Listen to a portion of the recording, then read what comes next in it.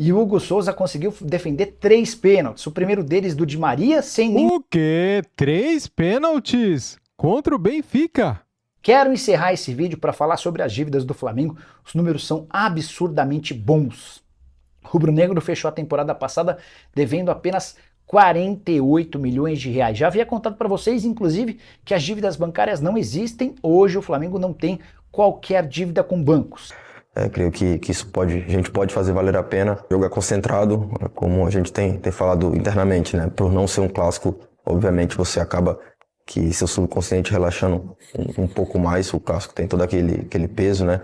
Por se tratar também de uma final, a gente não pode dar mole, tem que estar bem concentrado, porque o Nova Iguaçu chegou com méritos e a gente sabe das qualidades. Na verdade nós não podemos mudar o nosso perfil.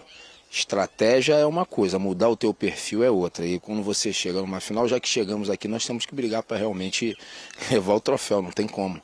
Por mais que a gente saiba da grandiosidade do Flamengo, a gente vai estar sendo repetitivo com isso, mas a questão nossa realmente chegamos na final, não tem como recuar, agora é ir para frente e buscar o que nos interessa.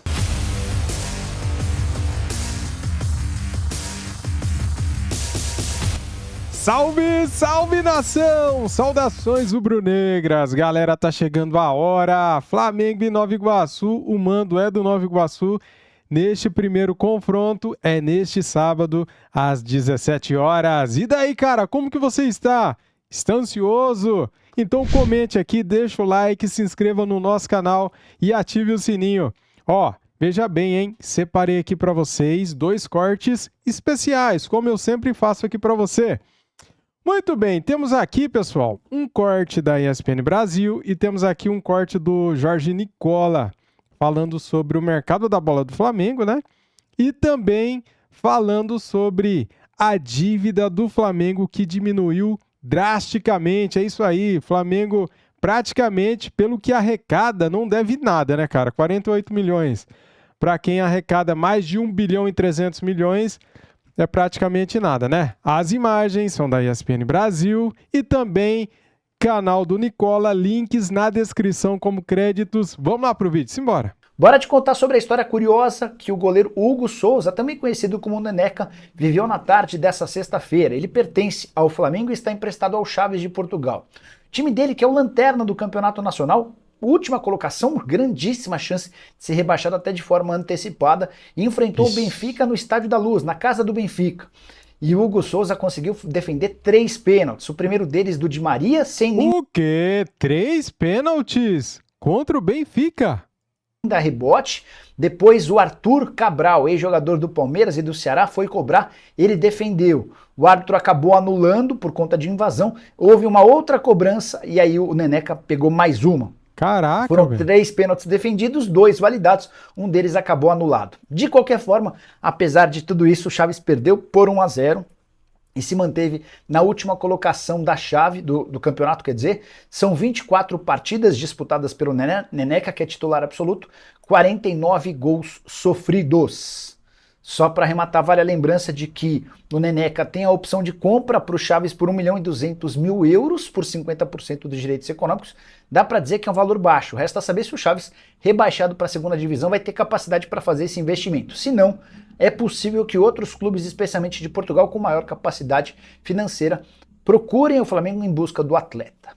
Só para completar, ainda sobre o Fla, daqui a pouco eu conto sobre as dívidas, tá? Mas só para contar que Santiago Campos, lateral que foi campeão com o Flamengo na Libertadores Sub-20, seria a opção para a reserva do Varela. Você sabe que o Flamengo tem enfrentado problemas nessa posição, mas por causa do Tite, ou por opção do Tite, o Santiago Campos não deve ser relacionado para a partida desse sábado contra o Nova Iguaçu. Já o Lohan, atacante grande destaque do time campeão do torneio Sub-20 da Libertadores, esse participou do treino com os profissionais e está relacionado para a decisão contra o Nova Iguaçu. Quero encerrar esse vídeo para falar sobre as dívidas do Flamengo. Os números são absurdamente bons. O rubro-negro fechou a temporada passada devendo apenas 48 milhões de reais. Já havia contado para vocês, inclusive, que as dívidas bancárias não existem. Hoje o Flamengo não tem qualquer dívida com bancos. E esses 48 milhões de reais mostram a evolução do Flamengo. 10 anos atrás, em 2013, o Flamengo devia 750 milhões de reais, ou seja, em 10 anos o rubro-negro matou mais de 700 milhões de reais em dívidas. Queria contar para vocês como é que se deu essa escala de redução. Em 2013 com 750 milhões de reais, em 2014 eram 660 milhões. Perceba como na era Eduardo Bandeira de Mello a dívida que só subia começou a cair. Aí em 2015, 554 milhões, em 2016, 472 milhões, em 2017 ela bate 450 milhões de reais. Depois ela começa a subir um pouquinho, 455 milhões em 2018, 466 milhões em 2019 e bate 585 milhões de reais em 2020, muito por conta da pandemia. Aí a coisa declina de forma considerável. Temporada de 2021 com 292 milhões de dívida, 227 milhões de dívida em 2022 e 48 milhões de reais em 2023. É natural que o Flamengo termine a temporada de 2024, a temporada atual, zerado em dívidas, sem qualquer pendência. É de longe o clube grande com menor dívida entre os times de futebol no Brasil. E esses 48 milhões de dívidas se tornam ainda menores se a gente lembrar que a arrecadação rubro-negra na temporada passada foi de 1 bilhão 370 milhões de reais, mesmo numa temporada sem títulos, com 320 milhões de reais de superávit, ou seja, entre despesas e receitas, sobraram 320 milhões de reais para o Flamengo. Ida e volta também no Campeonato Carioca. Ida e volta para Flamengo e Nova Iguaçu. Nova Iguaçu que despachou o Vasco, o Flamengo, que só sofreu um gol no campeonato até aqui. Justamente do Nova Iguaçu, só que não eram esses caras não. Era o Sub-20, porque o Tite estava treinando o pessoal em pré-temporada. O que esperar desta final? Cícero Melo e Roberta Barroso. Fã de esporte, o Flamengo encara o Nova Iguaçu neste sábado no Maracanã com força máxima pelo primeiro jogo da final do Campeonato Carioca. Pulgar, recuperado de dores musculares, treinou com o grupo nos últimos 2 dias e está à disposição de Tite, assim como os jogadores que foram convocados na data FIFA. Fabrício Bruno, Ayrton Lucas, Arrascaeta, De La Cruz, Vinha e Varela. Apesar de ter conquistado a Taça Guanabara, o Flamengo não conta com a vantagem do empate na final. O regulamento só dá a vantagem na semifinal. Ou seja, em caso de 2 empates consecutivos, a decisão será nos pênaltis. O Flamengo, na campanha do Campeonato Carioca, até aqui sofreu apenas 1 gol, e justamente do Nova Iguaçu, na segunda rodada da Taça Guanabara, quando empatou por 1-1 e depois não foi mais vazado. Vale reforçar que Rossi não disputou aquela partida, porque o rubro-negro jogou com um time de garotos. No Flamengo, a palavra de ordem no jogo contra o Nova Iguaçu é respeito.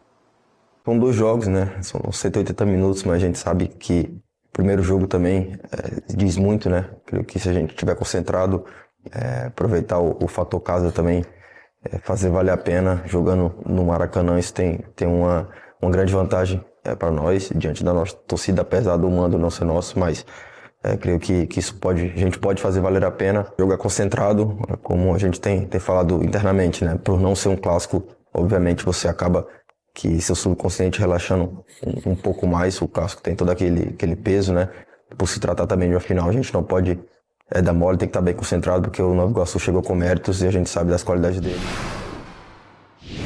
Olá, fã de esportes. O time do Nova Iguaçu encerrou sua preparação para o primeiro jogo da final do Campeonato Carioca, neste sábado, diante do Flamengo no Maracanã, às 5 horas da tarde, realizando um treino esta manhã aqui na Baixada Fluminense. O time está invicto a 9 jogos no Campeonato Carioca, 6 vitórias e 3 empates. Após o treinamento, o técnico Carlos Vitor e o meia Bill deram uma entrevista coletiva projetando o primeiro jogo da final do Campeonato Carioca.